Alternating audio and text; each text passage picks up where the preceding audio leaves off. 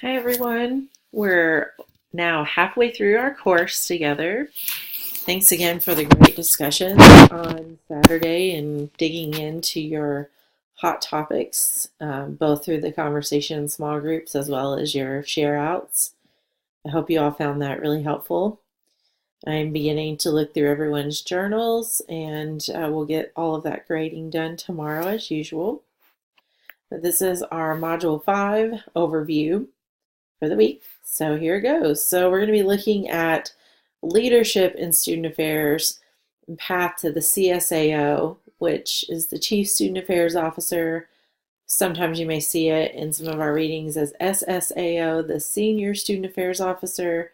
But what we're looking at is the pathway to leadership to the top within student affairs.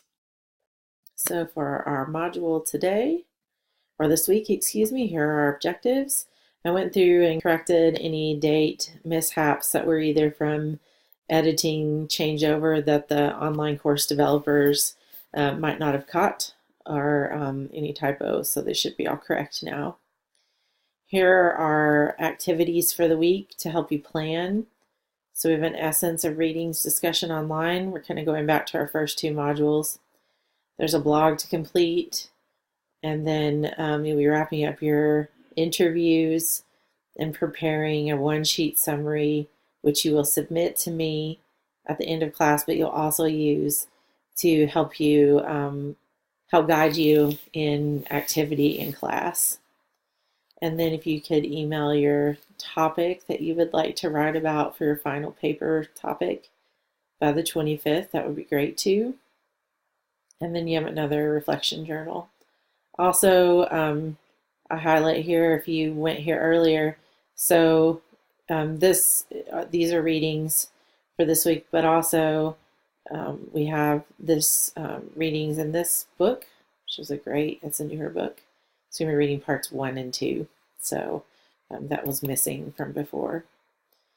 And this is just a reminder for you to identify the topic for me for final paper. For your activity that we'll do in class, so take the interview that you conducted and then write a summary. So you might write some summaries or highlights about this person, about their background, their career pathway, the institution they work at, maybe their own personal mission statement. Applying our readings to the point, what did you learn? How might you apply what you learned to your own professional work or your aspirational work? And then providing evidence or support as necessary to your claims. So what I'd like for you to do is prepare all of that in a one-page summary. It doesn't have to be a formal APA style. It really is a way you can put together, whether it be questions to or answers to those questions or possibly bullet points, something to show both evidence that the interview was completed, but then also guiding points for you as you present that information to within the activity in our next class. So that will give you some guidance there. We have our discussion here for Essence, again, just as we did in the past online modules. And then for this blog, if you click here, I want you to, and I updated the dates here as well, so here's the due dates.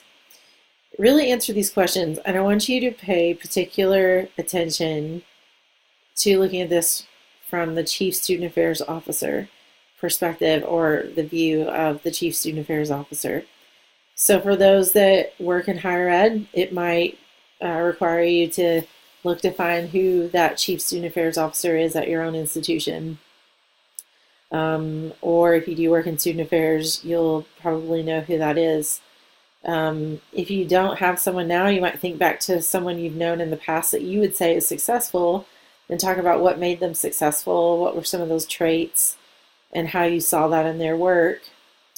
If you do not know someone in this capacity or don't feel confident enough to answer on this note, think of a senior level leader that you've known or admired. So I would prefer this to be in a higher ed capacity, although if it's within the context of your work, talk about what made that leader successful and how they applied that to their work in your own And then what are some traits that you would feel that would make them even more successful? So we're really looking at the success of leadership and really digging into that. This will help you prepare for the interview that you'll be having, that we'll be doing with Father Andy, but also get you in the context of really what makes a leader. That's what we're looking at. What makes a strong leader for our future? So you can put that here into the blog. And going back here and make sure I didn't forget anything. And then we have a journal. So the reflection for the week. Similar prompts as before. So if you have any questions, please feel free to reach out. I wish you all safe travels if you're traveling, or some time off if you have that to reflect and relax and enjoy the people that you have around you.